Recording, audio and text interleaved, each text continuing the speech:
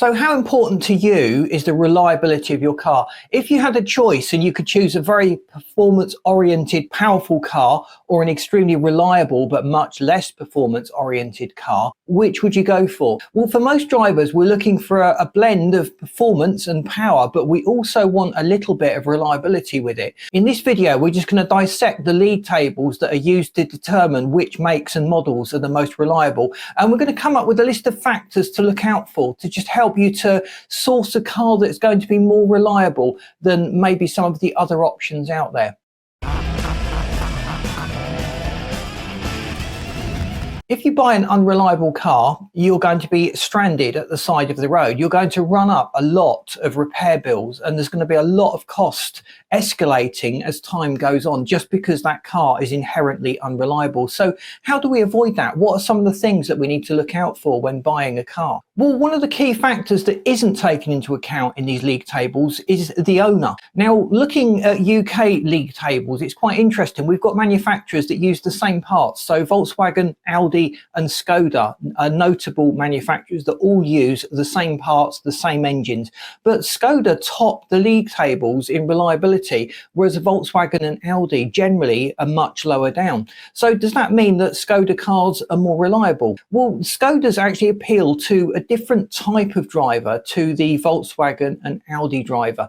And in the main, from my own experience of getting to know these drivers, they take more care of their car and they're less likely to drive it at the red line all the time. So they're more sensible drivers in the main. There's a few exceptions out there, so let me know if you're one of those Skoda drivers that doesn't fit into the typical stereotype. But that could certainly be a major factor as to why these cars top the league table, just down to the owner behaviour. But they never really ask and interview the owners. They're just looking at the reliability of the car. So let's do that. Let's dive into some of these tables and just highlight some of the key factors or trends that we've noticed coming in the data in terms of reliable cars. So the country of origin does seem to be a significant factor. So what country is the most reliable? Well, it's established pretty much in every country's league tables that Japanese cars are always at the top of the reliability table. In Consumer Reports, 4 out of the 5 top spots are inhabited by Japanese car makers: Lexus, Toyota, Acura and Honda. If we go down deeper, the top 10 slots, 6 of them are occupied by Japanese manufacturers. So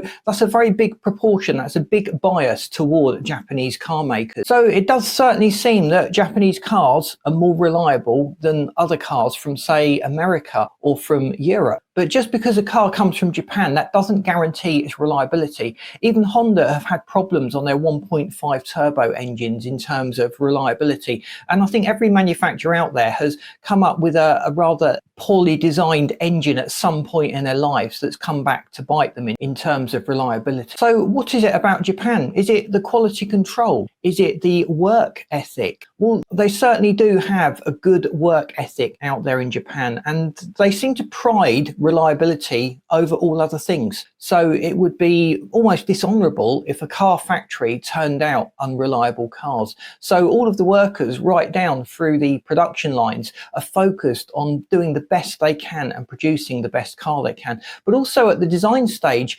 reliability is certainly a big factor. They're potentially not as profit driven as some other manufacturers, so they're less likely to cut corners. A lot of the Honda engine designs are very high revving engines, and most drivers will not exploit that top end of the RPM range. So these engines are extremely well designed, well engineered, well put together. So these Honda engines are designed for those high RPM driving situations that most drivers don't get into that regularly or that commonly on their daily commute. So that could certainly be a factor as to why those engines are more reliable, just because a smaller percentage of their power is used most of the time. So the engines are just not even stressed. Let's think about engine types, because the type of engine is a big factor when it comes to the reliability of the car. So a naturally aspirated engine is relatively simple, and because of that simplicity, there's not a lot that can go wrong. So a lot of these Japanese manufacturers have focused on naturally aspirated engines. They've certainly not held back from producing performance-oriented models, so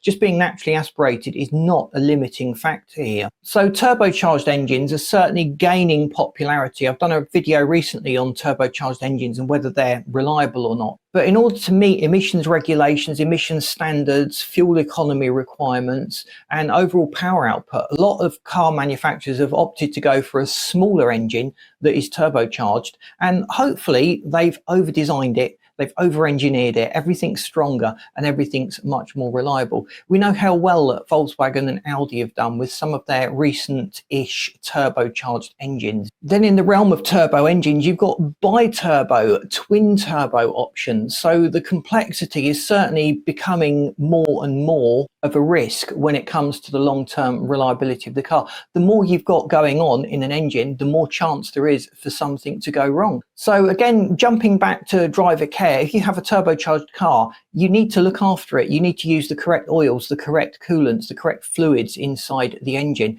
and change the oil and observe the service schedule that is recommended for that particular car and for your use of the car, which often exceeds the requirements the manufacturer sets out. So you might find yourself servicing the car a little more frequently, but that'll go a long way to maintaining its reliability. In 2023, we see a massive surge in electric car take-up. There's around 40 million units out there now of electric cars, and companies like Tesla and BYD, unheard of in the automotive world up to this point, are really storming ahead with their production and evolution of the electric car. So electric cars are relatively simple. Electric motors are certainly not a new development. There's been quite a few revisions. Battery technology has also come on leaps and bounds in the last few years, essentially. So we start to see that these electric cars are much more reliable than their combustion engine counterparts in the main. There's a few exceptions. Let me know what your thoughts are in terms of reliability.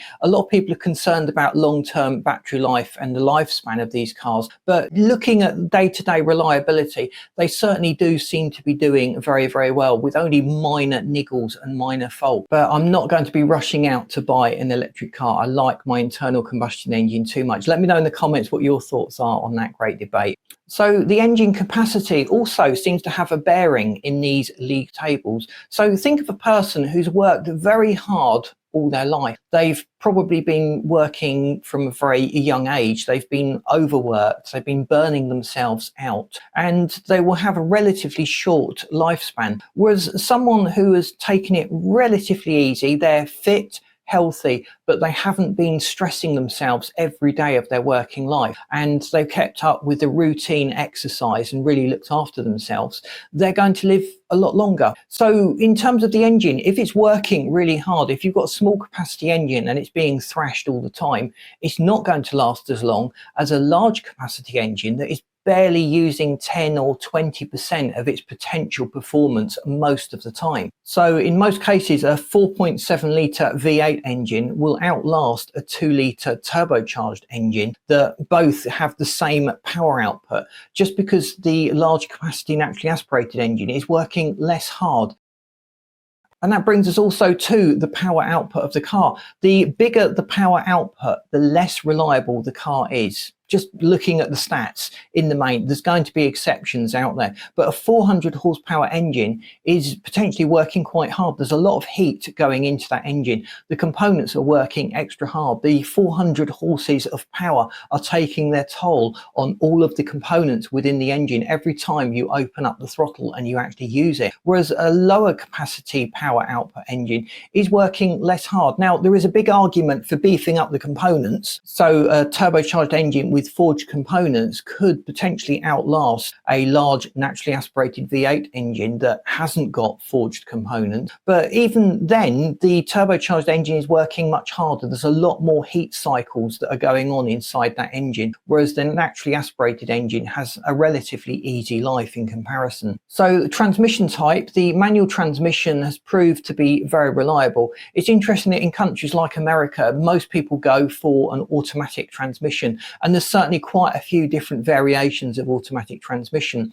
But it's interesting that a lot of the reliability issues come from the complexity. The basic old-fashioned automatic transmission that only had, say, 3 gears is generally much more reliable than a modern 6 or 7-speed automatic transmission with a dual clutch. But you could also argue that that's because they're handling more power. There's more power going through the transmission itself. So it's certainly a factor to bear in mind. Look at the reliability league tables of the transmission type that you're looking at. So if you went for a CVT, a continuously variable transmission, they are generally less reliable than some of the other more traditional torque converter based transmissions that you can get. So the actual design of the engine, the cooling system, the radiators, the way the coolant is pumped around the engine will all go a long way to maintaining the lifespan of the engine. So if the car has been well designed, it's going to handle the temperature variation more effectively than an engine that hasn't had perhaps so much thought put into it.